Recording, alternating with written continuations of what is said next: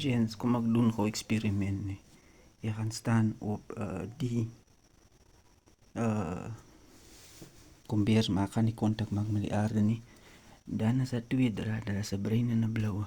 Dan gaan we contact maken samen met een van de twee. En dan gaan die choken. Verstaan je? Want ik is niet gegrond. Nou, die is die lucht. Zie je, daar kan je zien die lucht aan, af, aan, af, aan. Nou, ik ga nou niet contact maken. Ik ga nou contact maken met die aarde. En dan vat ik een van die twee draden. Dan ga ik uitviegen waar in levendige draad is. Als ik een einde vat, dan ga ik iets choken. Als ik een einde vat. Wat zeg ik?